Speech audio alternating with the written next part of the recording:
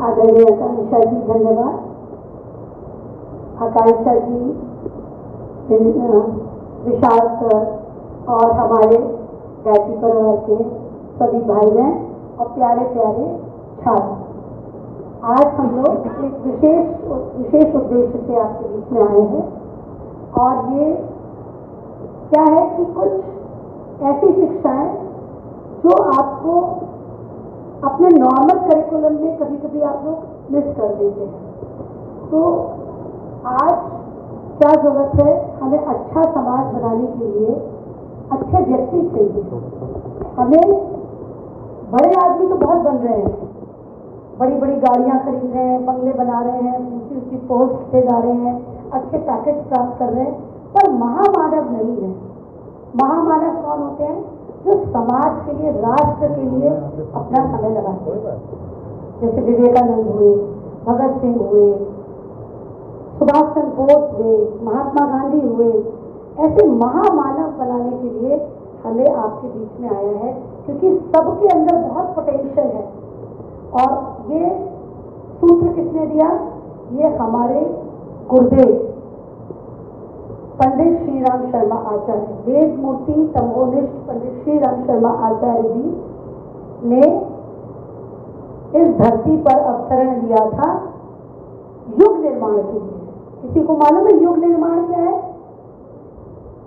Anybody? युग निर्माण के विषय में पता है?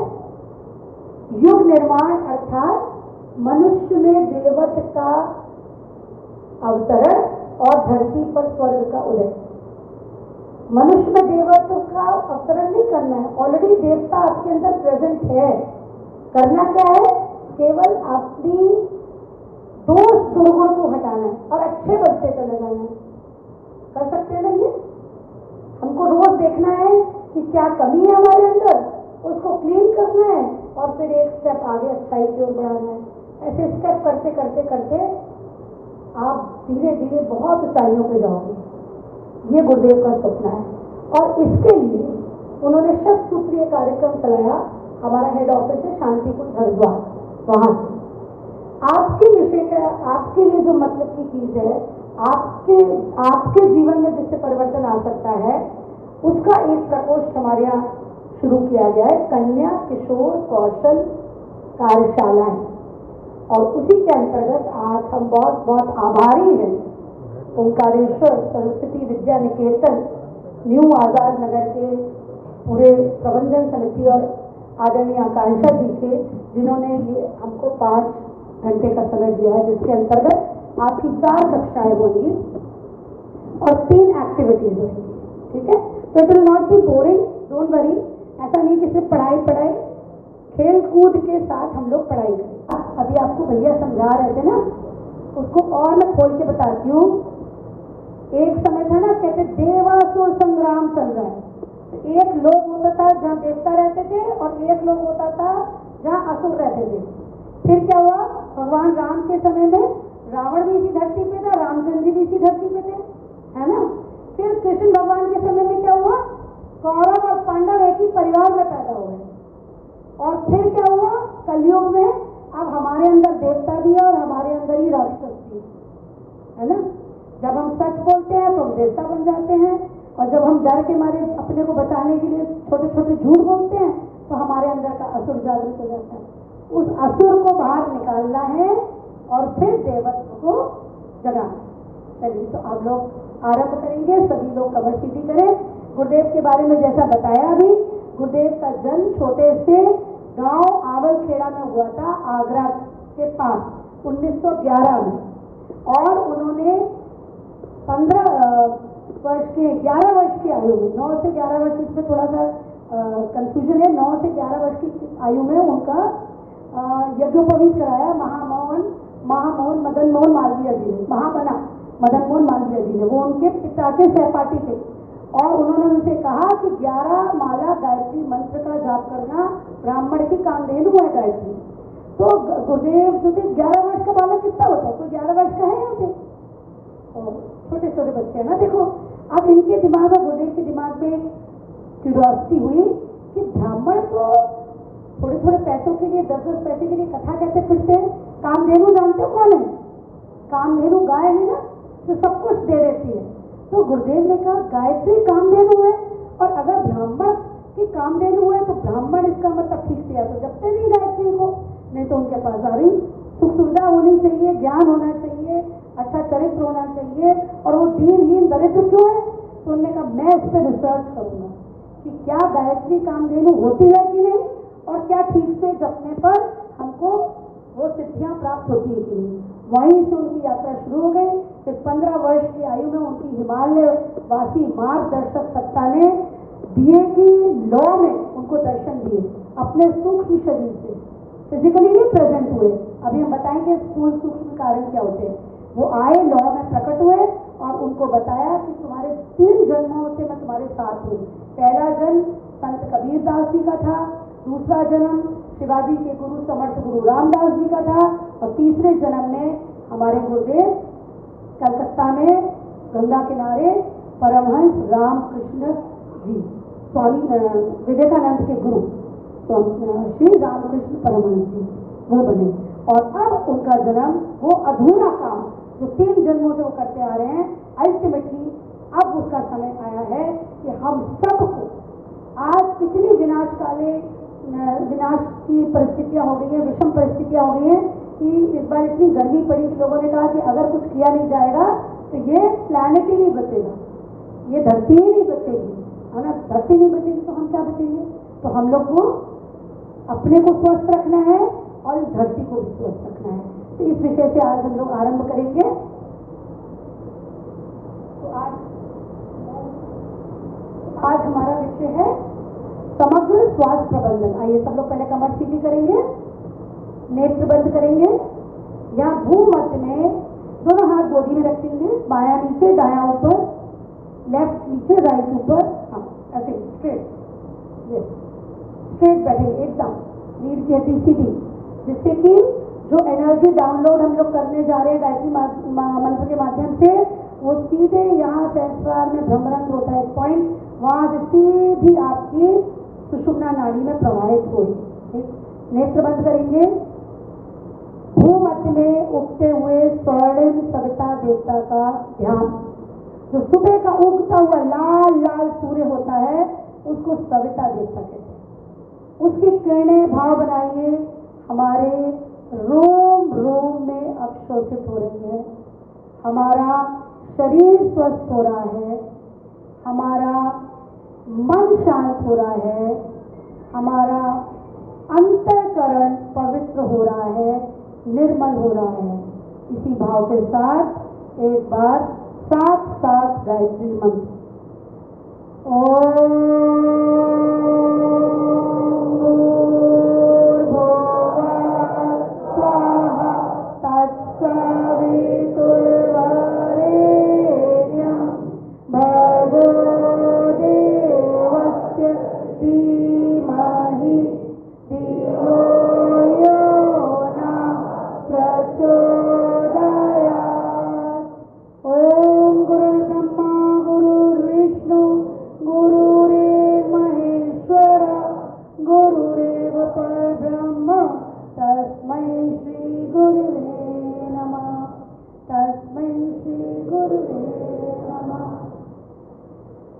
सभी यहाँ के उपस्थित शिक्षकों और बच्चों को मेरा प्रणाम।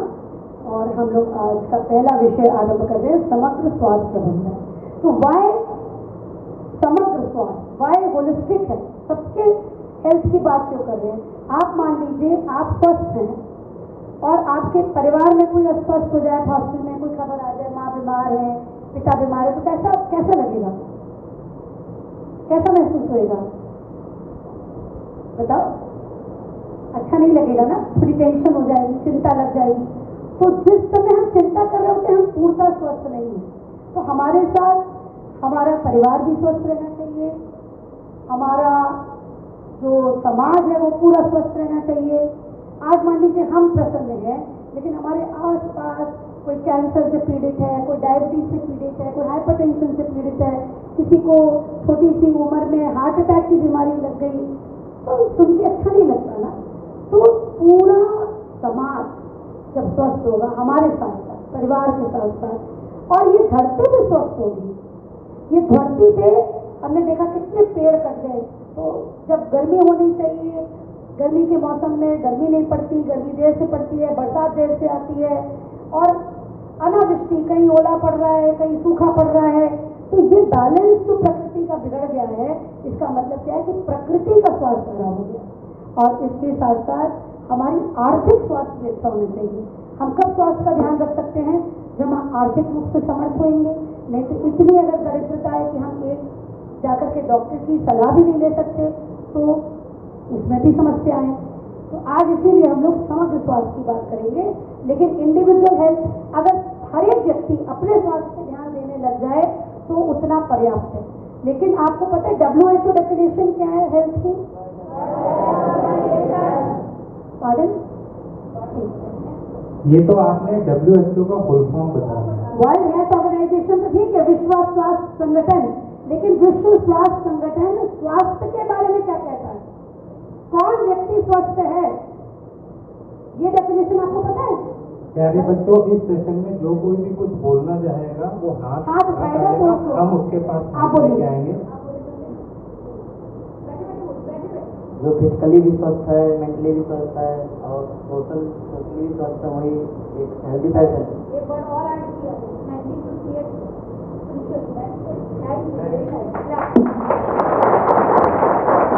1958 देखिए, WHO कहता है nearly absence of disease is not health.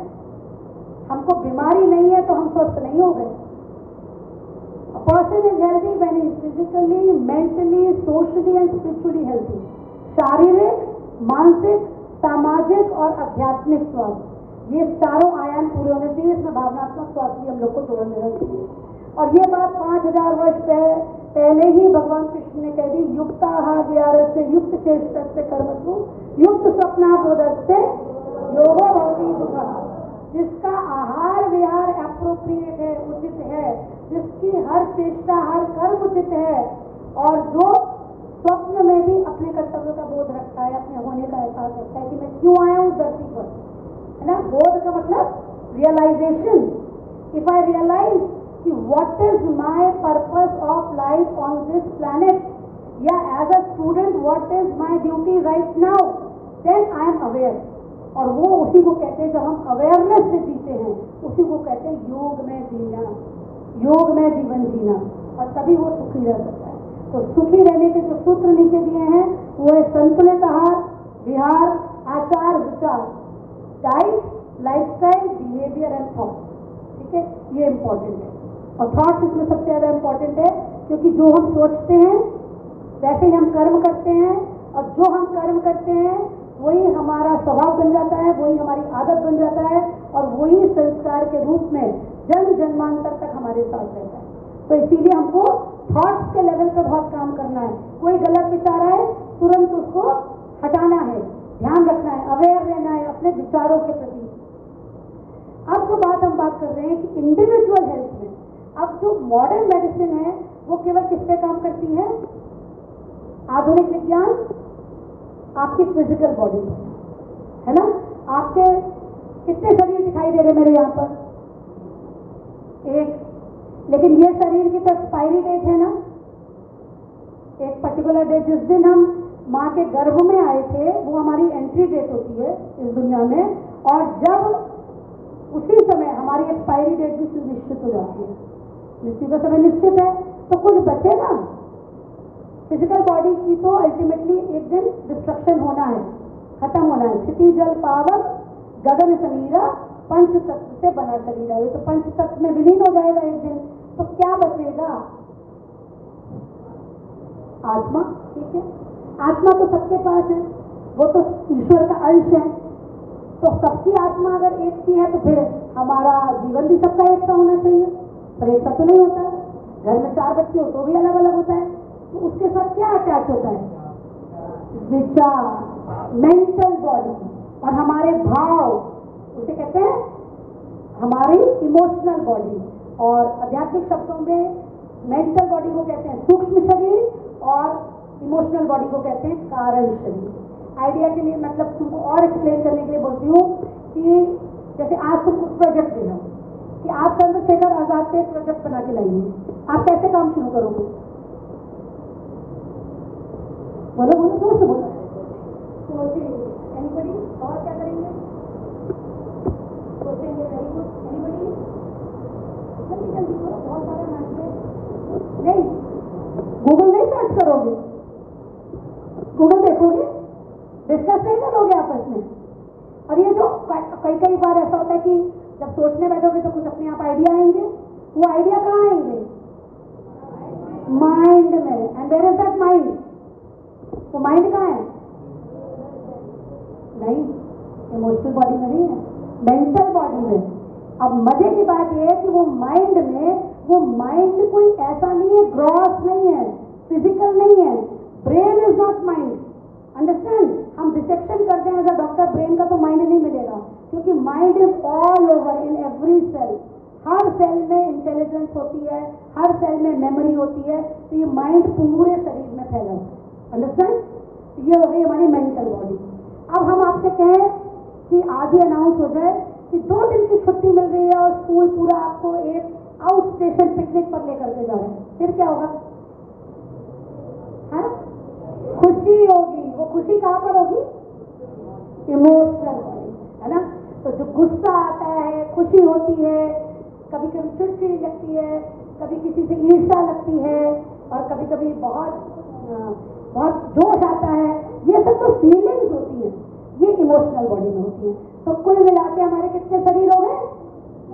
3, स्थूल, सूक्ष्म और कारण, फिजिकल, मेंटल एंड इमोशनल। और जब हम समग्र स्वास्थ्य की बात करते हैं तो आज आपको पता होना चाहिए कि ये प्रूव हो गया है कि तीनों बॉडीज हेल्दी होनी चाहिए, तभी आप हेल्दी रहोगे। पहले कहते थे आयरन डेफिशिएंसी हो गई, विटामिन की डेफिशिएंसी हो गई, बीमारी हो गई। फिर कहा गया वायरस बैक्टीरिया का अटैक हो गया तो बीमारी हो गई। आयुर्वेद कहता है कि वात, पित्त, कफ का डिसबैलेंस हो गया तो बीमारी होगी। आज सब लोग एक कॉमन उस पे आ गए हैं, कंसेंसस पे, कि बीमारी की जड़ हमारे मनोविकारों में है। अगर हमारी सोच नेगेटिव है, अगर हम हमेशा गलत सोचते हैं, या हमारे अंदर नेगेटिव इमोशंस हैं, बहुत गुस्सा आता है, बहुत तनाव में रहते हैं, तो एक ना एक दिन हम बीमार पड़ेंगे। अब थोड़े दिन का आपको गुस्सा तनाव रहेगा, गलत सोच होगी तो खांसी जुकाम हो जाएगा। ज़्यादा लंबे समय तक आप गलत विचार करते रहेंगे, गलत सोच रखते रहेंगे, दूसरों के बारे में गलत महसूस करते रहेंगे, तो आपको बड़े होकर के डायबिटीज, हाइपरटेंशन हो जाएगी। और ये जन्मांतर तक आप जब ये आपकी जो इमोशनल और मेंटल बॉडी है वो अनहेल्दी रहेगी, तो कभी ना कभी कैंसर भी हो सकता है। ये बात अब प्रूव हो चुकी है कि साइकोसोमैटिक बेसिस होता है हर डिजीज का। इसीलिए इम्पोर्टेंट है कि पहले हम भावनात्मक स्वास्थ्य रखें तो बॉडी का होगा और इससे होगा।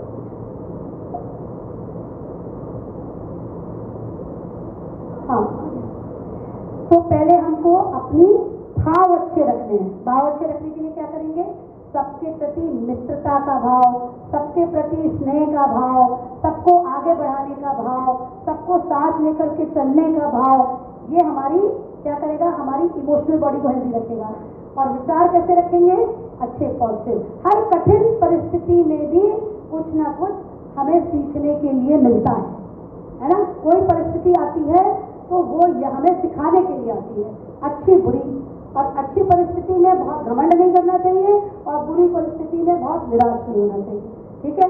उससे क्या होगा, हमारी मेंटल बॉडी भी अच्छी रहेगी, इमोशनल बॉडी भी अच्छी रहेगी और डेफिनेटली आप मान के चलिए कि आपकी फिजिकल बॉडी में कोई कमी नहीं आने वाली। तो इसलिए हम लोग तीनों शरीर के स्वास्थ्य की बात करेंगे। स्थूल शरीर के स्वास्थ्य की बात करते हैं तो उसमें आहार और विहार बहुत इंपॉर्टेंट है। अब आहार में आप लोग संतुलित आहार पढ़ते होंगे, है ना। तो संतुलित आहार तो किस पे काम करेगा, 3 शरीर है तो 3 प्रकार के आहार भी होने चाहिए, क्योंकि आहार के भी 3 शरीर होते हैं।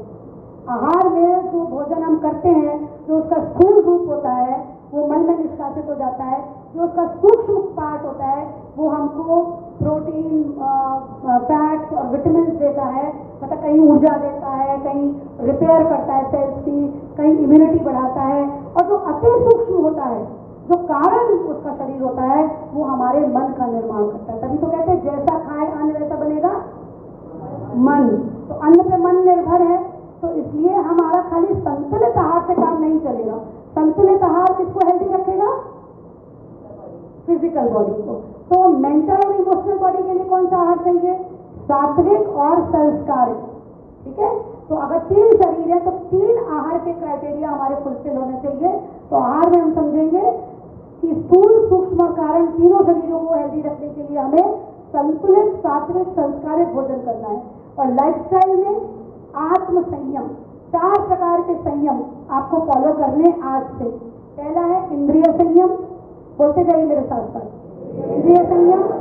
दूसरा है समय संयम, तीसरा विचार संयम, चौथा अर्थ संयम। चिल्लाने से काम नहीं बनेगा, वो मन में जाना चाहिए, हृदय में जाना चाहिए। मुंह से हम कितना तेज बोल ले, लेकिन वो अगर हृदय में नहीं जा रहा है, हमारे अगर पर्सनालिटी में नहीं एब्जॉर्ब हो रहा है तो कोई लाभ नहीं होगा।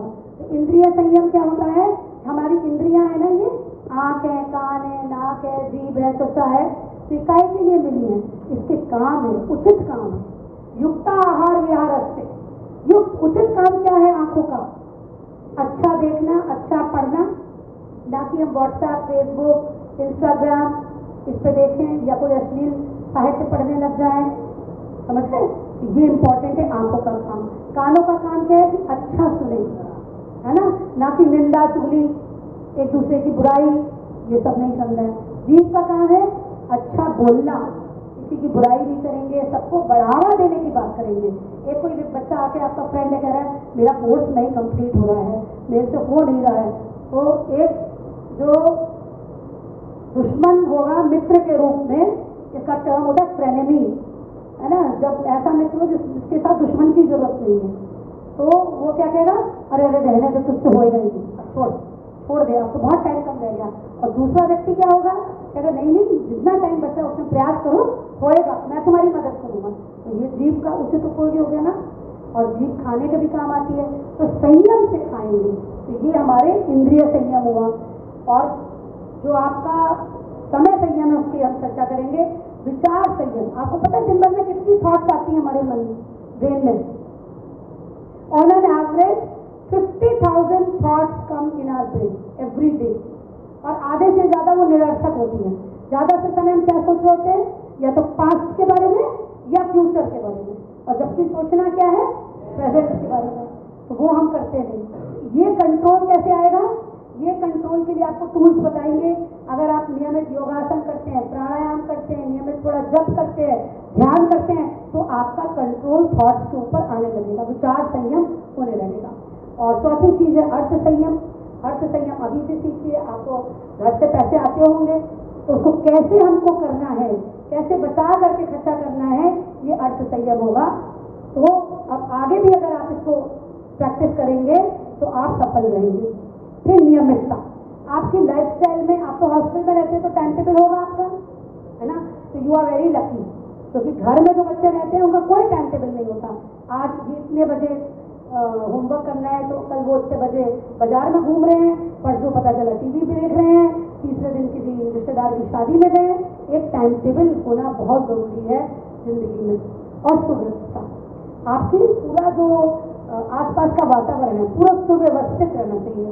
और ये मैंने आपके दोनों स्कूल्स में देखा कि पूरा वेल ऑर्गेनाइज है ना, बहुत ही सुव्यवस्थित तरीके से यहाँ पे हर चीज़ होती है। तो यहाँ से आप ये सीख करके जरूर निकलेंगे तो एक सफल व्यक्ति बनेंगे। अब हम आहार की बात करते हैं कि संतुलित सात्विक संस्कारित क्या है। तो संतुलित आपको मालूम है जिसमें उचित मात्रा, उचित अनुपात और उचित परिमाण में प्रोटीन, कार्बोहाइड्रेट, वसा और विटामिन, मिनरल्स, माइक्रो न्यूट्रिएंट्स और एंटीऑक्सीडेंट्स हैं और जल। तो 5 इसके घटक हैं, 5 इसके पार्ट्स हैं, प्रोटीन, कार्बोहाइड्रेट, फैट, विटामिन और ये मिनरल्स एक ही कैटेगरी में आते हैं। इसको कहते हैं माइक्रो न्यूट्रिएंट्स और वो तीनों होते हैं माइक्रो न्यूट्रिएंट्स। और 5वां बहुत इंपॉर्टेंट है, वो है जल। तो प्रोटीन हमको कहाँ से मिलेगा? प्रोटीन हमको मिलेगा दूध, दही, दालों से। खाते हैं ना सब लोग, ठीक है। और कार्बोहाइड्रेट मिलेंगे हमको अनाज से और वसा हमको मिलेगी जो घी तेल हम इस्तेमाल करते हैं। वसा आप याद रखिएगा, कभी भी जीवन में घर में भी बताइएगा कि रिफाइंड का इस्तेमाल ना करें, नेचुरल ऑयल का इस्तेमाल करें, जैसे सूरजमुखी का तेल है, सरसों का तेल है या देसी गाय का घी है। और जो बाजार में कढ़ाई चढ़ा देता हलवाई और उसी में दिन भर समोसे उबलते रहते हैं, उसके अंदर बहुत सारे ट्रांस फैट्स होते हैं जो कैंसर करते हैं। और अगर बहुत सारा केक पेस्ट्री खाते हैं उसमें भी ट्रांस फैट्स होते हैं। तो ट्रांस फैट्स आपको कार्सिनोजेनिक होते हैं वो लोग, तो कैंसर की उत्पत्ति करते हैं। तो बार बार उबाला हुआ तेल नहीं इस्तेमाल करना है और कम मात्रा में घी तेल का इस्तेमाल करना है। प्रति व्यक्ति केवल 5 छोटी चम्मच प्रतिदिन, प्रति व्यक्ति प्रतिदिन 5 छोटी चम्मच किसी भी रूप में, चाहे दाल में डालिए, चाहे सब्जी सौंपिए, चाहे रोटी में लगाइए, सब कुछ मिला करके। लेकिन अगर आप बहुत सारे नमकीन खाते हैं तो दालमोट होती है, उसमें बहुत खराब वाला तेल और बहुत अधिक मात्रा में तेल होता है। इन सब चीज़ों से बचिए, जंक फूड से बचिए। विटामिन जो है वो कहाँ से मिलेंगे आपको? वेरी गुड, वंडरफुल, बहुत बढ़िया, क्लैप करिए इसके लिए बच्चे। प्रतिदिन आपको 1 कटोरा भर के अंकुरित, हाँ, उसमें चना, मूंग और मूंगफली डाल दीजिए। अदरक भी डाल सकते हैं, हरा धनिया भी डाल सकते हैं उसके अंदर, टमाटर भी काट के डाल सकते हैं। और हो सके किसी को अगर लगता है बहुत भारी है तो उसको थोड़ा सा स्टीम कर सकते हैं। पानी कितना पीना होता है दिन भर में? इसकी मात्रा बढ़ा के 12 गिलास तक आपको कर देनी चाहिए। विशेष करके जैसे आजकल का मौसम है, पसीना बह रहा है और पानी जो है ना उसमें 3 गुण होते हैं, धैर्य, बल और उत्साह। जब भी कोई व्यक्ति आता है थक करके तो क्या कहते हैं, 1 गिलास ठंडा पानी पी लो। अभी गुस्सा आ रहा है किसी को, अच्छा पानी पी लो पहले, है ना। तो पानी को जब आप पिए तो ये भाव करिए कि ये 3 गुण की वृद्धि आपके अंदर हो रही है। कौन कौन से? धैर्य, बल और उत्साह, ठीक है। कभी आपको भूख लग रही हो, कुछ चीज खाने को नहीं है, तो पानी पी के भी हमारे अंदर थोड़ी शक्ति आ जाती है। आगे हम बताएंगे कि पानी कैसे पीना। अब आप बाकी सब भूल सकते हैं, बस इस स्लाइड को याद कर लीजिए तो आपको पता चल जाएगा क्या क्या खाना है। अनाज में मेरी रिकमेंडेशन है, आप अभी से आदत डालो, गेहूं कम खाओ, मोटा अनाज ज्यादा खाओ, जैसे जौ, ज्वार, मक्का, बाजरा, रागी, क्योंकि गेहूं का ग्लाइसीमिक इंडेक्स हाई होता है। केवल गेहूं खाने से डायबिटीज होने की संभावना बढ़ती है क्योंकि वो शुगर में जल्दी कन्वर्ट होता है। तो आपको गेहूं को अवॉइड करके मोटा अनाज खाना है। दालें सभी प्रकार की खानी है, केवल अरहर की दाल नहीं खानी है। हर दाल में अलग प्रकार का अमीनो एसिड होता है, 18 प्रकार के अमीनो एसिड होते हैं। जब आप बदल बदल के दालें खाएंगे तो सभी प्रकार के अमीनो एसिड आपके शरीर को मिलेंगे। उसके बाद सब्जियां हर प्रकार की खाइए, जैसे कुछ कच्ची खाने वाली सब्जियां होती है, टमाटर, ककड़ी, खीरा, ये खा सकते हैं, गाजर काट करके। उसके बाद उबालने वाली सब्जियां होती है, लौकी, तुरई या फिर कंदमूल वाली जैसे पत्ता गोभी और फूल गोभी। तो हर प्रकार की सब्जी को बदल बदल के खाना है, विशेष करके हरी पत्तेदार सब्जियां, उसमें आयरन भी होता है, उसमें फोलिक एसिड भी होता है, उसमें कैल्शियम भी होता है। उसे कहते हैं GLF, green leafy vegetables, GLF याद कर लीजिए आप। फल दिन में 1 बार सुबह खाली पेट फल का सेवन जरूर करना चाहिए, चाहे सिंगल फल खाइए और बदल बदल के फलों का सेवन करिए।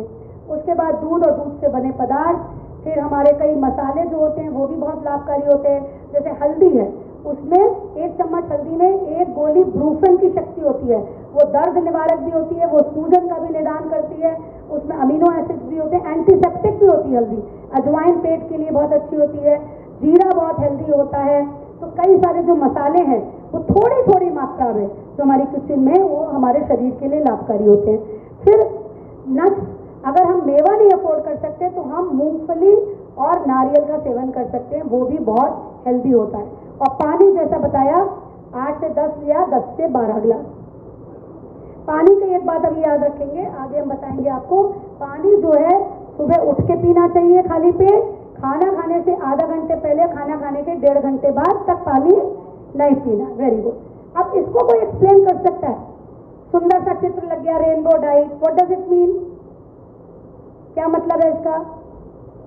ये रेनबो डाइट आज के समय में स्वास्थ्य की कुंजी है। हर रंग के फल सब्जी का सेवन करना चाहिए क्योंकि उसमें अलग अलग प्रकार के एंटीऑक्सीडेंट्स होते हैं। जब आपके शरीर में लिवर काम कर रहा है, हार्ट काम कर रहा है, डाइजेशन हो रहा है, एक्सक्रीशन हो रहा है, रेस्पिरेशन हो रहा है, तो नॉर्मल प्रोसेस चल रही है अंदर शरीर में, तो फ्री ऑक्सीजन रेडिकल्स निकलते हैं। वो फ्री ऑक्सीजन रेडिकल्स जो होते हैं नॉर्मल सेल्स को भी नुकसान पहुंचाते हैं। ऑक्सीजनेशन जहां पे भी होगा, ऑक्सीजनेशन का मतलब डिस्ट्रक्शन, डीजेनरेशन, एजिंग। आपने छड़ देखी है, लोहे की छड़, उसको छत पे डाल दें, धूप में, पानी में, हवा में, फिर क्या होगा? रस्ट लग जाएगी। रस्ट का formula? Yes, wonderful, very good, clapping. तो ये क्या हो गया? ऑक्सीडेशन हो गया। अंडरस्टैंड? उसका ऑक्सीडेशन हो गया।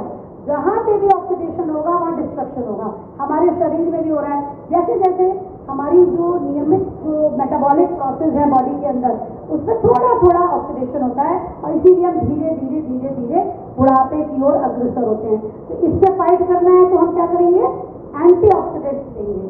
अब आप जो है देखिए कि बीमारी जब होती है, मान लीजिए किसी को डायबिटीज है, किसी को हाइपरटेंशन है, इनफर्टिलिटी, बांझपन, मेल इनफर्टिलिटी, इन सब में रिसर्चेस बताती हैं कि फ्री ऑक्सीडेटिव स्ट्रेस बढ़ गया बॉडी का, इसलिए बीमारी आई। तो बीमारी के प्रिवेंशन के लिए, कि बीमारी हो ही ना, इसके लिए आपको पर्याप्त मात्रा में अपने भोजन में एंटीऑक्सीडेंट लेना है। ये कहाँ से मिलेंगे? ये इन सब से मिलेंगे। लाल रंग के फल सब्जी होते हैं, उसमें क्या मिलता है? लाइकोपीन। और नारंगी रंग के फल सब्जी में क्या मिलता है? बीटा कैरोटीन, ये एंटीऑक्सीडेंट्स हैं। हरे रंग के फल सब्जी में क्या मिलता है? क्लोरोफिल। और नीले रंग में मिलता है बीटा एंथोसायनिन।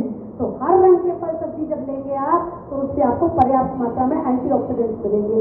इसी प्रकार से आप या तो अंकुरित लीजिए कच्चे फल और सब्जी लीजिए सलाद के रूप में, तो उससे पर्याप्त मात्रा में आपको विटामिन मिलते हैं। और विटामिन जबकि छोटी मात्रा में चाहिए, पर उनकी डेफिशिएंसी से बड़ी बड़ी बीमारियां होती हैं। जैसे विटामिन ए में कमी हो जाए तो आंखें, अब जो चश्मा लगाए ना बच्चे, ये लोग गाजर खाइए, विटामिन ए ना, विटामिन ए मिलेगा आपको उससे। बी कॉम्प्लेक्स आपके डाइजेशन में काम करता है। सी से इम्यूनिटी बढ़ती है। कोविड में खाया ना सबने विटामिन सी। सी कहाँ से मिलता है? ऑरेंजेस, नींबू, आंवला। Amla is the richest source of vitamin C. C कहाँ से मिलता है? सनलाइट। Very good. कितनी देर का एक्सपोजर चाहिए? Minimum half an hour and that too between 10 AM to 2, जब सन की रेज सीधी पड़ती है। और कोई सनस्क्रीन लगा के मत जाओ, चाहे लड़के हैं या लड़कियां पहली, ठीक है? डी, समझिए। और फिर ई मिलता है हमारे नेचुरल ऑयल से। और ई जो होता है वो हमारे रिप्रोडक्टिव ऑर्गन्स की सेहत का ध्यान रखता है। तो ये हो गया आपका। अब डाइटरी फाइबर, ये बहुत इंपॉर्टेंट है कि हम खाने में ऐसा भोजन ले जिसमें रेशा बहुत हो, हाई फाइबर डाइट। इसीलिए मैंने आपको मोटा अनाज बताया, इसीलिए आपको साबुत फल बताया। फलों को काट के लेने को अवॉइड करिए। और जूस, केवल एक जूस जो है ताजा, केवल मौसमी का और संतरे का ताजा विद फाइबर, उसका रेशा भी उसमें चला जाए, केवल वो ले सकते हैं। बाकी आपको दांत दिए भगवान ने, फल खाइए, साबुत फल, ठीक है, उससे फाइबर मिलेगा। और सब्जियों से, सब पत्तेदार सब्जियों से फाइबर मिलता है। तो आप अगर बहुत ज्यादा जंक फूड खाएंगे तो फाइबर की कमी हो जाएगी। फाइबर दो तरह के होते हैं, एक घुलने वाला, एक ना घुलने वाला। जो इनसॉल्युबल फाइबर है, जो शरीर में एब्जॉर्ब नहीं होता, उससे आपको मल बनता है, उससे आपको कॉन्स्टिपेशन नहीं होता है। और जब कॉन्स्टिपेशन नहीं होगा तो आपका स्वास्थ्य अच्छा रहेगा। और जो सॉल्युबल फाइबर है, कुछ फाइबर ऐसा भी होता है महीन, जो बॉडी में घुल जाता है, उससे आपका ब्लड शुगर और ब्लड कोलेस्ट्रॉल मेंटेन रहता है। इसलिए फाइबर की आवश्यकता बहुत है। ठीक है, अब सबसे इंपॉर्टेंट बात आती है, हमने आपसे कहा सात्विक भोजन। सात्विक भोजन क्या है? सात्विक भोजन क्या है, कोई बता सकता है? संतुलित तो समझ में आ गया ना, सब चीजें लेनी है थोड़ी थोड़ी सब मिला के। सात्विक क्या है? शुद्ध शाकाहारी भोजन, कम मसाले में बनाया हुआ, कम तेल घी में बनाया हुआ, धीमी आंच पे पकाया हुआ, और हो सके तो उसमें इंसेक्टिसाइड पेस्टिसाइड ना हो, ऑर्गेनिक हो, और सही प्रकार के बर्तन में बनाया हुआ, या तो स्टील या मिट्टी, एल्युमिनियम का इस्तेमाल नहीं करते। इसी को हम सात्विक भोजन कहते हैं, और जो उचित मात्रा में हम खाते हैं। अब ये नहीं कि हमको बहुत अच्छा लगे भोजन तो हमने यहाँ तक कर लिया, अब डकार की भी जरूरत नहीं होती। नॉर्मली हेल्थ के लिए आधा पेट भोजन करना है, 1/4 पानी के लिए और 1/4 हवा के लिए जगह रहनी चाहिए। इसे हम कहते हैं सात्विक भोजन। सात्विक भोजन की पे रिसर्च करी है ईवा सेलर, जो हार्वर्ड की न्यूट्रिशनल साइकियाट्रिस्ट हैं।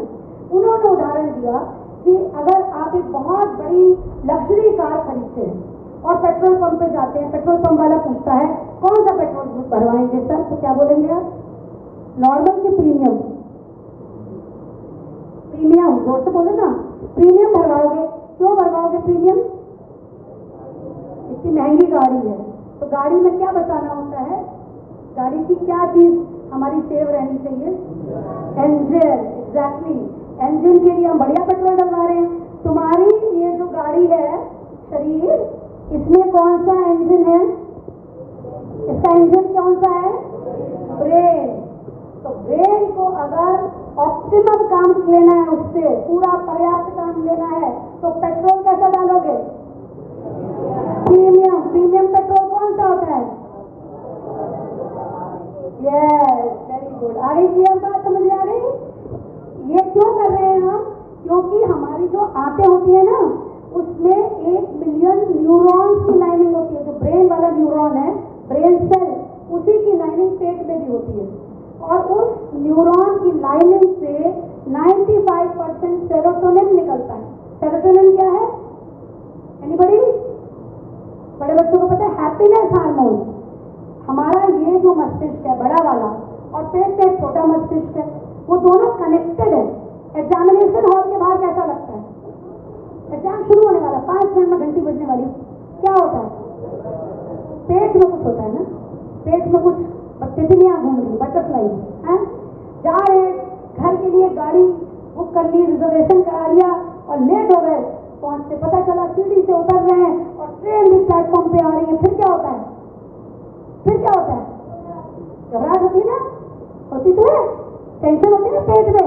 वो यही है, वो यही है कि हमारा बड़ा मस्तिष्क और छोटा मस्तिष्क हमारा कनेक्टेड है।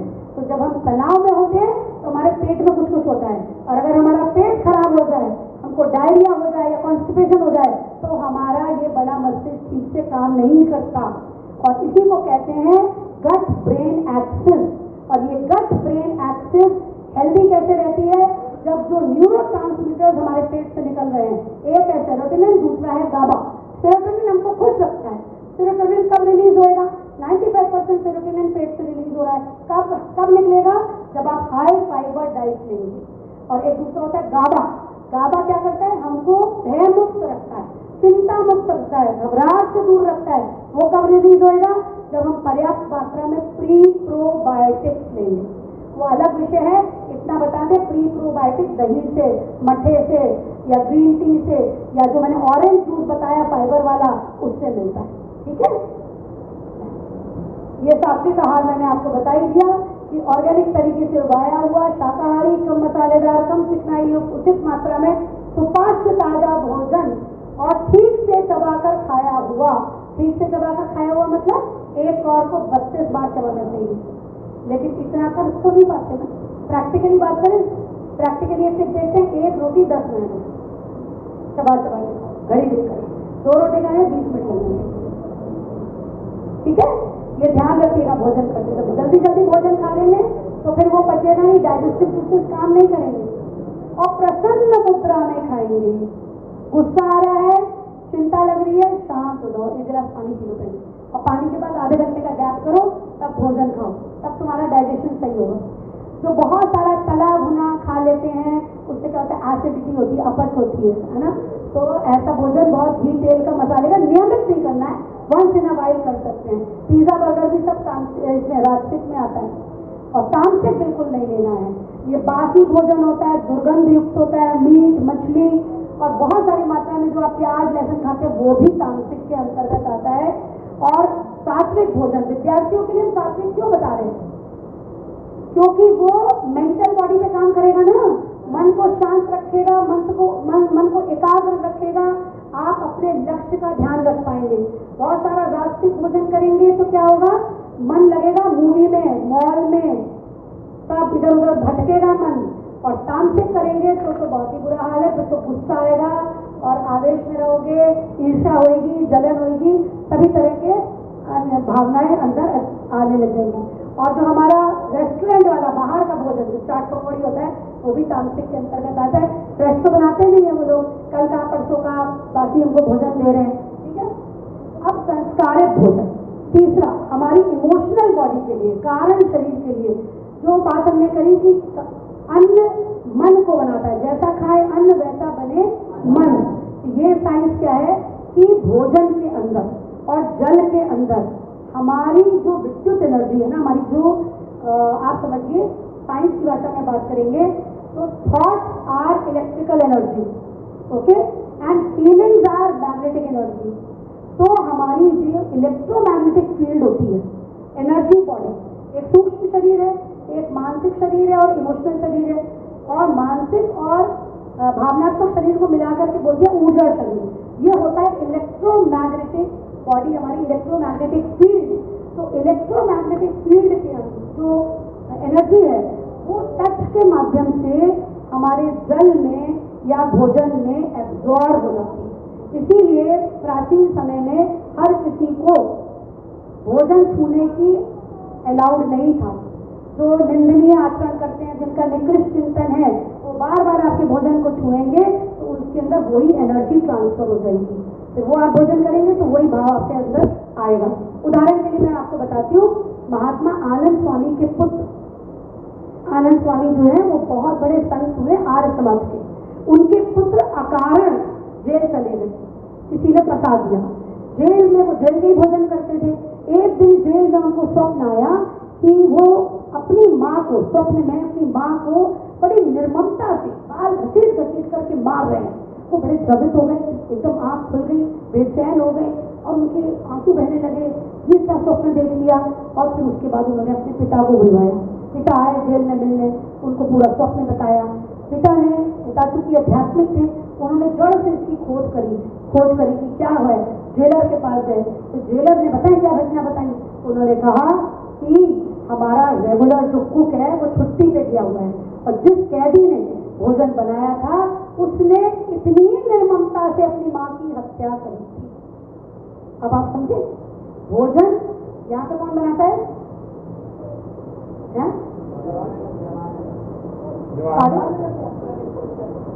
उस जाता तो वहां भी तो कोई बनाता ही होगा ना। तो हमको ये ध्यान रखना है उनके प्रति, जब आप भोजन करने बैठे तो उनके प्रति सद्भावना भेजिए जिसने भोजन बनाया है।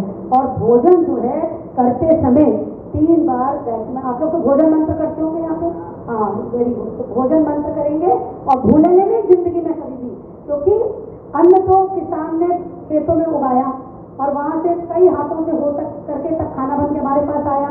तो कितने लोगों के संस्कार उसमें गए। अब उस संस्कार को शुद्ध करना है तो जब भोजन सामने आएगा तो आप भोजन मंत्र बोलेंगे या गायत्री मंत्र बोलेंगे। और इसी प्रकार से जल को भी आपको जब भी पीना है तो चार्ज करके पीना है। एक साइंटिस्ट हुए मसारू इमोटो, आप लोग ने एक गलती करी, आप लोग को ना कॉपी पेन लेकर के बैठना चाहिए था यहाँ पे आप क्लास के। अभी नेक्स्ट क्लास के लिए इनको करवा दीजिए। छोटे छोटे ये पॉइंट्स नोट कर लीजिए, इनको बाद में दे दीजिएगा गूगल करने के लिए। मसारो इमोटो साइंटिस्ट को आप सर्च करिएगा, जापानीज साइंटिस्ट है, उन्होंने रिसर्च करी है जल के ऊपर। उन्होंने गंदा जल लिया बीकर में और बीकर से बात करी, जल से बातें करी। एक से कहा तुम बहुत अच्छे हो, तुम बहुत आगे जाओगे, मैं तुम्हें बहुत प्यार करता हूँ।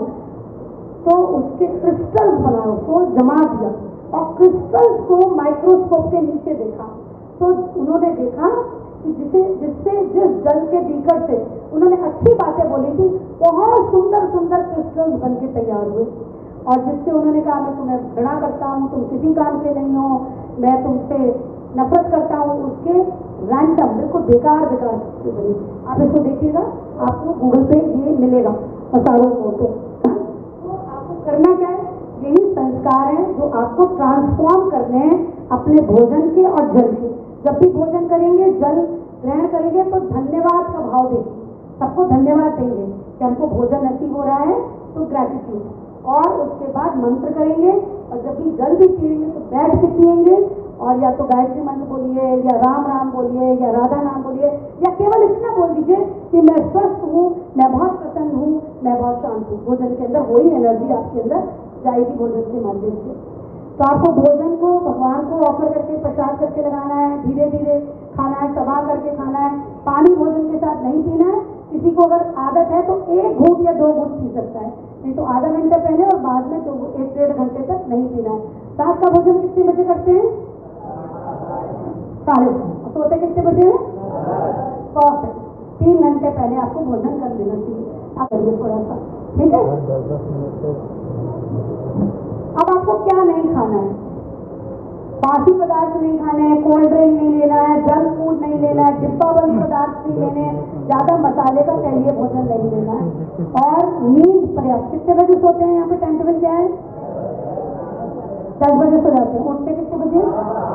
5। तो ठीक, पर्याप्त नींद तो पर्याप्त। मांसाहार के आपको हो सकता है कि जब आप समाज में निकले तो कोई आपसे बहस करेगा, क्यों मांसाहार में तो बहुत प्रोटीन है, कहते हैं ना ऐसे, तो क्यों नहीं खाना है मांसाहार, क्यों नहीं करना है? करना है कि नहीं करना, पहले तो बताओ। नहीं करना है तो विज्ञान पता है इसका? विज्ञान पता है? मांसाहार इसलिए नहीं करना है क्योंकि हमारे शरीर की संरचना शाकाहार के लिए हुई है। हमारे पास कुत्ते जैसे और शेर जैसे दांत तो नहीं दिए भगवान ने, है ना? तो ना हमारे पास वैसे दांत है, ना हमारे पास वैसे एंजाइम्स हैं। हमारा जो सलाइवा है उसमें टाइलिन होता है। टाइलिन जो होता है अल्कलाइन होता है, जबकि जो मांस खाने वाले पशु होते हैं उनका एसिडिक सलाइवा होता है, वो मुंह से ही पचना शुरू हो जाता है। और पेट में जो हाइड्रोक्लोरिक एसिड होता है वो मनुष्य में 20 टाइम्स वीक है, तो मांस को पचाने की क्षमता नहीं रखता है। आंतें जो होती है वो हमारी लंबी होती है, 6 मीटर की आते हैं, उसी में मांस पड़ा पड़ा सड़ता रहता है और रोगों का सूत्रपात होता है। जबकि जो मांस खाने वाले पशु हैं उनकी आंतें छोटी होती हैं, जल्दी से मांस खाया, जितना पचा बाकी सब निकल जाता है। आप इधर देख सकते हैं, ठीक है। और तीसरी बात, जब किसी भी पशु को मारा जाता है तो आप देखिए, ये सेंस भगवान ने हर को दिया है कि जैसे मृत्यु पास आती है आभास हो जाता है। तो जिस समय किसी पशु को मारा जा रहा है उसके अंदर बहुत सारा कॉर्टिसोल सेक्रेट होता है, ये स्ट्रेस हार्मोन होता है, उससे मांस विषाक्त हो जाता है। और वो जब भोजन के रूप में आदमी करता है तो उसको कई सारी बीमारियां जैसे डायबिटीज, हाइपरटेंशन होने लगती है, ठीक है। तो इसलिए बीमारी की जड़ है मांसाहार। और जब भगवान ने इतनी सारी चीजें बताई हैं खाने के लिए हमको दी हैं, तो हमको मांसाहार क्यों करना है? अब दिनचर्या, आपका जो लाइफस्टाइल है उसमें अनुशासन होना चाहिए, स्वच्छता होनी चाहिए।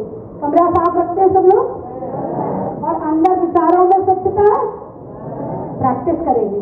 जो गंदगी आ गई उसको निकालेंगे, साफ करेंगे। हाँ, श्रम करते हैं, कुछ श्रम करते हैं। यहाँ पे मानसिक तो पढ़ाई के लिए करते हैं, शारीरिक श्रम करते हैं कि नहीं? क्या करते हैं बताओ? गेम्स खेलते हैं, योगा भी करते हैं। एक दिन ऐसा करो ना, एक दिन तारीख तय कर लो, हॉस्टल की सारी सफाई बच्चे करेंगे, उसमें बहुत श्रम हो जाएगा। रूम की करते हैं ना, पूरे परिसर की मिलकर के। हमारे यहाँ शांति कुंज में 24 तारीख को जितने लोग होते हैं सब पूरे शांति कुंज की सफाई करते हैं। एक दिन आप लोग भी ऐसा कर सकते हैं। और हमेशा मुस्कुराते रहें, तनाव में नहीं रहेंगे। तनाव से क्या होता है, इतनी सारी जो हमारी फेशियल मसल्स है ना, उनका काम नहीं होता, वो निष्क्रिय हो जाती हैं। हमारी बहुत सारी छोटी छोटी मसल्स हैं फेस पे, वो तब एक्टिव होंगी जब आप मुस्कुराएंगे। तो सब लोग मुस्कुराइए प्लीज एक बार, ठीक है। अब बात आती है समय संयम की। कितने लोग टाइम टेबल से रहते हैं, एकदम अपना टाइम टेबल भी बनाते हैं। स्कूल का टाइम टेबल होगा, एक अपना टाइम टेबल बनाते हैं। चलो आप लोग बहुत लकी हो, आप लोग हॉस्टल में रह रहे हो, जो डे स्कॉलर्स हैं उनसे पूछना कहाँ कहाँ टाइम वेस्ट हो जाता है। सोते रह जाते हैं, बातें करते रह जाते हैं, मॉल घूमते रह गए, गेम्स खेलते रह गए। हाँ, तो ये सब जो होता है वो टाइम टेबल ना बनाने के कारण होता है। इसलिए व्यवस्थित दिनचर्या का चार्ट बनाएंगे और कड़ाई से पालन करेंगे। 3 चीजें आपको करनी है आज, ये आप सीख करके जाएंगे। हम ये भी नोट कर लीजिए, एक पॉइंट इनको देना है। उठते समय बिस्तर पे बैठे बैठे भगवान का धन्यवाद। कितने लोग करते हैं? वेरी, जितने कर रहे हैं बहुत सुंदर, बाकियों को भी सिखाइए। बेड पे बैठे बैठे एक थैंक यू प्रेयर ईश्वर के लिए। क्यों? क्योंकि रात में सोए तो सब लोग थे, उठे कितने? जितने सोए थे सारे नहीं उठे, ठीक है। तो क्या हुआ, थैंक यू करना है ना, कि हम तोड़ गए, मतलब हम तो आज जीवित हैं, तो ये थैंक यू बनता है। और रात को सोते समय अपनी डे की एनालिसिस, पहले आप प्रार्थना करेंगे, थैंक यू बोलेंगे, भगवान को ग्रेटिट्यूड भेजेंगे, कृतज्ञता का भाव करेंगे कि हमको आज ईश्वर एक नया दिन दिया है। फिर एक सूत्र आप अपनाएंगे, हर दिन नया जीवन, हर रात नई मौत। आज ही का जीवन मिला है मुझे, एक एक पल का सदुपयोग करना है। ये प्लानिंग पूरे दिन की बिस्तर पे बैठे बैठे ही कर लेंगे। इसे कहते हैं आत्मबोध की साधना। और रात को सोते समय हम पूरी एनालिसिस करेंगे कि जो संकल्प हमने लिए थे उन संकल्पों को हमने पूरा किया कि नहीं। इसे कहते हैं डे एनालिसिस। और फिर बिना किसी गिल्ट के, बिना किसी रिग्रेट के आप ईश्वर से क्षमा मांगते हुए कि जी हम कल अपने संकल्पों को अवश्य पूरा करेंगे, आप निद्रा की गोद में जाएंगे। तो ये हो गई आत्मबोध और तत्वबोध। अब इसकी साइंस क्या है आप ये समझिए। जब गहरी निद्रा से आप जागरण में आते हैं या जागरण से गहरी निद्रा में जाते हैं, तो 5 मिनट का समय आपके पास होता है जिसमें आपके सबकॉन्शियस माइंड, अवचेतन जागृत होता है। उस समय आपके मस्तिष्क की ग्रहणशीलता बहुत बढ़ जाती है, आपका मस्तिष्क शांत है, अभी पूरी तरह से जागरण नहीं हुआ या पूरी तरह से निद्रा में नहीं गए। तो जो भी बात आप स्वयं को सजेस्ट करते हैं, जैसे कितने लोग डॉक्टर बनना चाहते हैं, थोड़े कमी है, कितने लोग इंजीनियर बनना चाहते हैं, तो डॉक्टर इंजीनियर के अलावा IAS, वाह वाह, वेरी गुड। तो जो आपका लक्ष्य है ना, सुबह उठ करके आप बोलिए मैं चिकित्सक बनूंगा, नहीं मैं चिकित्सक हूं, मैं कार्डियक सर्जन हूं, मैं कंप्यूटर इंजीनियर हूं, मैं जिले का DM हूं, समझा? वो वहां फाइल रिकॉर्ड हो जाएगी आपके सबकॉन्शियस में, बिल्कुल जैसे कंप्यूटर में रिकॉर्ड होती है, और वो होके रहेगा। हाँ, ये बात है कि आपको उसके लिए प्रयास, अथक प्रयास करना होगा, मेहनत करनी होगी, पर ये आप सुबह इसको करिए। और रात को सोते समय जो कुछ भी आप नहीं कर पाए उसके लिए क्षमा याचना। और 20 के दिन में हम चलेंगे USA, चलेंगे सब लोग? Are you ready to go? Yes, which USA? America वाला नहीं, उपासना, साधना, आराधना, 3 चीजें करते हैं। उपासना, उपासन, हम बर्फ के पास बैठते तो ठंडक लगती है, आग के पास बैठते तो गर्मी लगती है, तो 5 मिनट ईश्वर के पास बैठेंगे तो ईश्वर के गुण आएंगे हमारे, ठीक है। साधना क्या करनी है? 24 घंटे वही जो 4 संयम बताए थे। कौन कौन से रिपीट करने हैं, एक बार रिवाइज हो जाएगा। 4 संयम, हाँ, पहला इंद्रिय संयम, यस। सेकेंड समय संयम, यस यस। और अर्थ संयम, ठीक है, याद कर लीजिए ना, रिवाइज कर लीजिएगा। 24 घंटे वो संयम का पालन करना है। और आराधना किसे कहते हैं? जब जो सबसे फास्ट करेगा उसको विशाल कर नोटिस कर लेंगे, इसके अंदर तो चेंज आ गया पक्का, वो बताएंगे तुम तो बदल गए हो। तब आप बदल गए हो तो अपना जो आपने किया टाइम टेबल फॉलो किया, वो आप अपने फ्रेंड्स के साथ शेयर करेंगे, उसे कहते हैं आराधना, ठीक है। ऊषा पान, सुबह उठ करके पानी कितने लोग पीते हैं? सब पीते हैं, वेरी गुड, अरे वाह, कितना पीते हो? 1 गिलास कम है, 1 गिलास से बढ़ करके 3 गिलास पे आना है, 3 गिलास, धीरे धीरे घूट कर करके। और कैसे पीते हो, कैसे बैठ के पीते हो? कुकड़ू, यस, इसी को उषा पान कहते हैं। अब इसमें क्या विज्ञान है? किसी ने पूछा नहीं, किसी से नहीं पूछा क्यों व्यापारी पे आ रहे हैं, बता, क्यूरियोसिटी, लव। हाँ, लार में क्या है? बिना ब्रश किए पीते ना पानी। हाँ, तो फिर क्या हो रहा है उससे? फायदा क्या हो रहा है स्वास्थ्य में? रात भर में जो बैक्टीरिया वायरस हमारे मुंह में इकट्ठे हो गए वो पानी के साथ डाइल्यूट होकर के पेट में जाते हैं, रोज नई नई एंटीबॉडीज बनाते हैं हमारे अंदर, तो रोग प्रतिरोधक क्षमता बढ़ती है। जो वीक वाले बैक्टीरिया वायरस है ना, जैसे जिससे वैक्सीन बनती है, कोविड की वैक्सीन बनी तो कोविड के वायरस को मार पीट के उसको वैक्सीन में डाल दिया। इसीलिए जो थोड़ी मात्रा में वायरस बैक्टीरिया होते हैं वो पानी के साथ हमारे पेट में जाते हैं और एंटीबॉडीज का निर्माण करते हैं, रोग प्रतिरोधक क्षमता बढ़ती है उससे, और कॉन्स्टिपेशन नहीं होता, किडनी अच्छा काम करती है। योग प्राणायाम तो आप लोग करते ही होंगे, अभी आपको कराया भी जाएगा, थोड़ा वॉक करना है, ज्यादा से ज्यादा चलने का प्रयास करो, ठीक है। अब हम आते हैं मेंटल बॉडी पे। मेंटल बॉडी हेल्दी रखने के लिए 2 सूत्र बहुत इंपॉर्टेंट है। प्राणायाम करते हैं सब लोग, समय मिलेगा तो ओम भैया आपको प्राण आकर्षक प्राणायाम बताएंगे। आप वो लोग पता नहीं करते होंगे कि नहीं, वो गुरुदेव ने बताया। प्राणों को आकर्षित करके धारण करना, ये पूरा एक डिटेल्ड विषय है तो अभी नहीं ले सकते हैं, बस आप इतना समझ लीजिए कि अगर नियमित अभी से लेकर जब तक बड़े हो जाओगे नियमित अगर प्राणायाम करोगे, आपका ऑक्सीजन लेवल अच्छा रहेगा, आपका ब्लड सर्कुलेशन अच्छा रहेगा, आपका हीमोग्लोबिन अच्छा रहेगा, तनाव नहीं होगा और आपकी रोग प्रतिरोधक क्षमता, इम्यूनिटी बहुत अच्छी रहेगी। और आप बड़े काम करने, अगर मोदी जी जैसा प्रधानमंत्री बनना है तो प्राणायाम करना आवश्यक है, क्योंकि उसके लिए अधिक प्राण शक्ति चाहिए। बड़ा वाला डॉक्टर बनना है तो प्राणायाम करना है, कुछ समाज में बड़ा करके दिखाना है तो प्राणायाम करना है, क्योंकि प्राणों से ही हमारे अंदर अच्छे अच्छे विचार आते, प्राण शक्ति आती है तो हम बड़े काम कर पाते हैं। दूसरी चीज है अच्छी पुस्तकों का अध्ययन, स्वाध्याय। स्वाध्याय मतलब एक तो हो गया स्वयं का अध्ययन, आत्मचिंतन। स्वामी विवेकानंद कहते हैं कि अगर आप अपने साथ नहीं बैठते, अपना बैठ के शांति से चिंतन नहीं करते तो आप एक महत्वपूर्ण व्यक्ति से मिलने का मौका खो देते हैं। कौन है महत्वपूर्ण व्यक्ति? हाँ, आप दुनिया के सबसे महत्वपूर्ण व्यक्ति हैं जो एक विशेष उद्देश्य के साथ इस धरती पर आए हैं। आपको मालूम करना है कि वो उद्देश्य क्या है। और तीसरी चीज है अच्छी पुस्तकों का अध्ययन। जिसकी दोस्ती पुस्तकों से हो गई उसको कोई दोस्त नहीं चाहिए, उसको बहुत सारी जानकारियां मिलती हैं, उसका सोचने का तरीका व्यापक हो जाता है, उसकी समस्याओं का समाधान पुस्तकों से मिल जाता है, ठीक है, डायरेक्शन मिलता है अच्छी पुस्तकों से। और विचारों का जो प्रॉब्लम कह रहे हैं ना, अनवांटेड विचार आते रहते हैं, वो विचार संयम पुस्तक पढ़ने से होता है, ठीक है। और ये राइट और लेफ्ट हेमिस्फीयर, ब्रेन के कितने हेमिस्फीयर होते हैं? लेफ्ट हेमिस्फीयर क्या करता है? लेफ्ट क्या करता है? एनीबॉडी? लेफ्ट हेमिस्फीयर का काम होता है सोचना, समझना, ग्रहण करना, समस्याओं का समाधान, ठीक है। और राइट हेमिस्फीयर होता है इमेजिनेशन, इंट्यूशन, क्रिएटिविटी। इसलिए थोड़ा क्रिएटिव भी होइए। ड्राइंग पेंटिंग कोई क्लास होती है? वेरी गुड, तो थोड़ा करिए जितना आता है। म्यूजिक में कितने लोग इंटरेस्टेड रहते हैं? अब जो लोग म्यूजिक में इंटरेस्टेड हैं ये इनकी एवरेज IQ बाकियों से ज्यादा है, क्योंकि म्यूजिक से नए नए न्यूरॉन्स बनते हैं, ब्रेन का डेवलपमेंट होता रहता है।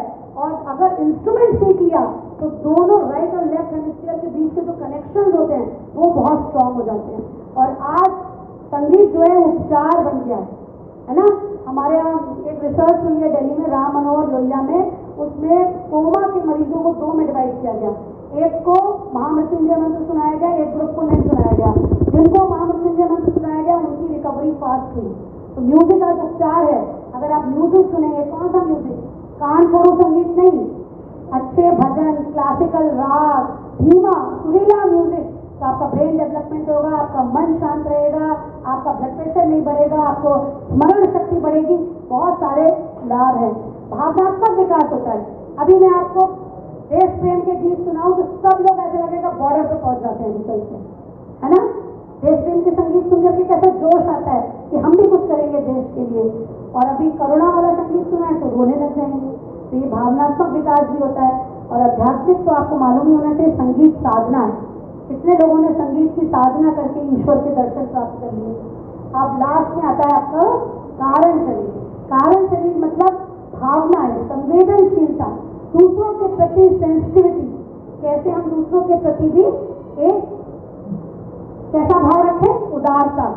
मनुष्य ने हमारे साथ भगवान ने हमारे साथ उदारता बरती है। कितनी बार भगवान हमें माफ करता है, तो हम भी दूसरों के प्रति उदारता रखेंगे। इसके लिए नियमित जप और ध्यान करना है, सेवा का कार्य करना है। शॉर्ट में बता देती हूँ कि जप और ध्यान से क्या लाभ होता है। जप जो है वो विज्ञान के अनुसार साउंड रेजोनेंस पे आधारित है। जब हम क्रमबद्ध लयबद्ध तरीके से मंत्र का उच्चारण करते हैं तो हमारे होठ, तालु, जीभ, कंठ सब में घर्षण होता है, ऊर्जा निकलती है, ध्वनि तरंगें निकलती हैं। वो ध्वनि तरंगें नाड़ियों के माध्यम से जाकर के हमारे कोशों से, ग्रंथियों से और चक्रों से टकराती हैं और अंदर आपको क्या लगता है? कुछ जग गया है, एक जागृति महसूस होती है। और जब ध्यान करते हैं नियमित, तो ये थोड़ा समझ लीजिए, ये प्री फ्रंटल कॉर्टेक्स है पहला आगे, तो माथे के पीछे का ब्रेन होता है वो प्री फ्रंटल कॉर्टेक्स होता है। इसके अंदर घनत्व बढ़ता है। MRI स्टडीज कहती हैं ये बढ़ने लगता है। इसलिए आपके अंदर नई चीजें सीखने के लिए, समझने के लिए, निर्णय लेने के लिए, समस्याओं का समाधान करने की क्षमता बढ़ती है। एक छोटा सा, ये आपको दिखा दें, एक ये अंगूर की तरह का छोटा सा एक ऑर्गन है एमाइगडाला। एमाइगडाला ध्यान से जब से सिकुड़ने लगता है, आप भयमुक्त हो जाते हैं, आपको कोई चिंता नहीं, आप चिंता मुक्त, घबराहट नहीं, कोई पैनिक। कल क्या तो एग्जाम हम कल करते थे एग्जाम, बिल्कुल कोई रिलैक्स एटीट्यूड रहता है एकदम, ठीक है। और ये ब्रेन वेव्स आप समझिए, जब और ध्यान से क्या होता है, हमारा मन शांत होता जाता है। ब्रेन में ये EEG है, इलेक्ट्रो एनकेफेलोग्राम। अभी हम बोल रहे हैं, आप सुन रहे हैं, तो हमारे ब्रेन में बीटा वेव हो रही है। जब हम मेडिटेशन करते हैं, ध्यान करते हैं, तो अल्फा वेव, शांत हो जाता है ब्रेन। जब सो जाते हैं तो डेल्टा और थीटा। लेकिन गामा वेव भी चाहिए जब बहुत फोकस करना है, बिल्कुल किसी लक्ष्य पे आपको फोकस करना है। जैसे किसी पायलट को अपने रनवे पे हवाई जहाज उतारना है, तो गामा वेव उसके अंदर सेक्रेट होती है। और ये आपको मिल सकता है ओम उच्चारण से। अगर 10 मिनट नियमित ओम का उच्चारण करेंगे तो आपका एमाइगडाला डीएक्टिवेट हो जाएगा। कोई चिंता नहीं, कोई घबराहट नहीं, कोई भय नहीं। आपका वेगन टोन बढ़ जाएगी। आपकी जो इमोशनल सेंटर है, जब कोई डर की स्थिति आती है तो क्या होता है, दिमाग काम करना बंद कर देता है ना। इमोशनल सेंटर से हम काम करते हैं। कोई ऐसी सिचुएशन आ गई, मान लो जंगल में जा रहे, शेर आ गए, अब दिमाग काम करना बंद। लेकिन अगर आप ओम चैंटिंग करेंगे तो ये लिम्बिक सिस्टम आपका डीएक्टिवेट हो जाता है। ये बहुत डिटेल में बताने का, लेकिन आप सोच लीजिए, तनाव कम करना है, ऑक्सीजन लेवल बढ़ जाता है ओम के उच्चारण से, कार्बन डाइऑक्साइड कम हो जाती है, लैक्टिक एसिड कम हो जाता है, थकान दूर हो जाएगी। अगर आप बहुत थकावट महसूस कर रहे हैं, अभी क्लास के बाद आपको ओम उच्चारण करा देंगे तो आप फ्रेश हो जाएंगे। तो थोड़ा सा सेवा कार्य अपने स्कूल में करिए, घर में करिए, इससे खुशी के हार्मोन्स निकलते हैं, और नहीं तो फिर आप तनाव में रहते हैं। और मनोरंजन के नाम पर टीवी और मोबाइल को छोड़ करके आउटडोर गेम, या कि मोबाइल अलाउड है नहीं, वेरी गुड, तो कोई प्रॉब्लम ही नहीं है, ठीक है। और आपको शिष्टाचार का पालन करना है। गुरुदेव कहते हैं शालीनता बिना मोल मिलती है और उससे सब कुछ खरीदा जा सकता है। अभी मैंने आपके दूसरा ओंकारेश्वर स्कूल है जवाहर नगर में, वहाँ मैंने बच्चों के बीच में सब्जेक्ट पे बोला था, वो है मित्र बनाए सोच समझ। कभी मौका लगेगा तो आपको भी बताएंगे। तो मित्रों की चॉइस अच्छी होनी चाहिए और हिल मिल करके रहें। हो सकता है तो अपने परिसर में कुछ पेड़ लगाएं, यहाँ संभव नहीं है तो एक पेड़ ले लें। जब भी आपका बर्थडे होगा तो आप एक पेड़ लगाएंगे, ठीक है। इतना तो कर सकते हैं। कितने लोग तैयार हैं पेड़ लगाने के लिए? और लास्ट में अभी तो आप बहुत अच्छे माहौल में, सुरक्षित माहौल में रह रहे हैं। यहाँ से जब कॉलेज में जाएंगे तो बहुत सारी ऐसी चीजें देखने को मिलेंगी जिसको मन करेगा कि हम भी अपना लें। सिगरेट है, शराब है, पान मसाला है, ये सब है। ये देखो कैसे कैसे बच्चे आजकल, चाहे जंक फूड का एडिक्शन है, मोबाइल का एडिक्शन है, किसी को शॉपिंग का एडिक्शन है, किसी को बोलने का एडिक्शन है, बुराई भलाई करने का एडिक्शन है। और ये तो जहर है, जहर। आज ही आप संकल्प ले लो कि इसको कभी हाथ नहीं लगाएंगे, क्योंकि रिसर्चेस ये कहती हैं कि जो एडिक्ट्स हैं, जिन्होंने शराब सिगरेट पीते हुए बहुत समय हो गया, उनको जब बात करी गई तो पहली सिगरेट, पहला शराब का पैक उनके मित्रों ने दिया था, और वो ऐसी प्रेशर में आकर के उन्होंने ले लिया और आज वो एडिक्ट बन गए। तो स्मोकिंग बिल्कुल नहीं करनी है, इससे लंग कैंसर होता है। मोबाइल का एडिक्शन, यहाँ से छूटोगे, घर जाओगे तो मोबाइल पकड़ के मत बैठ जाना, उससे दिमाग में झुंझुनी हो जाएगी, कान में बहरापन आ जाता है, एक ट्यूमर होता है, ग्लाइल सेल ट्यूमर। देखिए छोटे बच्चों में 75%, 5 से 10 साल के 10 साल से ज़्यादा के बच्चों में 50% और बड़े लोगों में 25% मोबाइल, लैपटॉप, वाईफाई का इलेक्ट्रोमैग्नेटिक रेडिएशन ब्रेन को प्रभावित करता है। और अगर आपको ये सूत्र अपनाएंगे तो केवल IQ अच्छा नहीं होगा, आपका IQ भी अच्छा होगा, EQ भी अच्छा होगा और SQ भी अच्छा होगा। अब बोल तो दिया IQ क्या है? IQ क्या है? Intelligent question. IQ is intelligence question, मतलब बुद्धि के मापने का एक क्राइटेरिया, एक बेंचमार्क। फिर EQ क्या है? इमोशनल, मतलब अपनी भावनाओं को समझो, अपनी भावनाओं पे नियंत्रण करना और दूसरे की भावनाओं को समझते हुए व्यवहार करना। और SQ क्या है? Social and spiritual. हमारा व्यवहार मित्रों के साथ, टीचर्स के साथ, पेरेंट्स के साथ, जब नौकरी करेंगे तो कोलीग्स के साथ कैसा है। और स्पिरिचुअल का मतलब मनुष्य में जो गुण होने चाहिए, प्रेम, करुणा, दया, मैत्री, इसका विकास, मानवीय गुणों का विकास। और अगर इसको अपनाएंगे तो स्काई इज द लिमिट, आप बढ़ते चले जाएंगे। तो 4 पुरुषार्थ आपको करने हैं।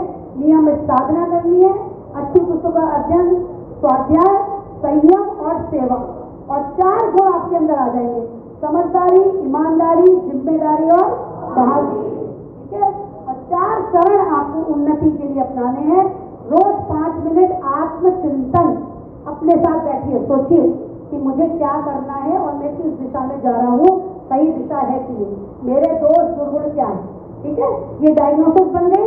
फिर नेक्स्ट है आत्म सुधार, अब मैं इन दोष दुर्गुणों को दूर करूंगा। ठीक है। थर्ड में जब हमारी कुछ चीज निकल गई, गंदगी निकल गई, तो जगह खाली हो गई, तो एक सद्गुण हम अपनाएंगे, ये हो गया आत्मनिर्माण। और जब हम बदल जाएंगे तो हम अपने मित्रों को भी वैसा बनाने का प्रयास करेंगे, और ये हो गया आत्म विकास। इसको भी आप याद रखिएगा। ये कुछ पॉइंट्स नोट कर लीजिए, लोग कॉपी पेन नहीं लिए हैं, पर ये इनको कोई मतलब या तो किसी तरह से कवर हो जाए ये पॉइंट। ठीक है। तो बस इसी के साथ मैं अपनी वाणी को विराम देती हूँ, और परम पूज्य गुरुदेव, परम वंदनीय माता जी की बहुत सारी मंगल कामनाएं, शुभकामनाएं। आप जीवन में खूब उन्नति करें, सदा स्वस्थ रहें, समग्र रूप से स्वस्थ रहें, शारीरिक, मानसिक, भावनात्मक सब रूप से आपके तीनों शरीर स्वस्थ रहें। ऐसी मंगल कामना। खूब आगे बढ़िए, खूब राष्ट्र का, समाज का कार्य करिए। इसी भाव के साथ मैं आप समाप्त करती हूँ। धन्यवाद।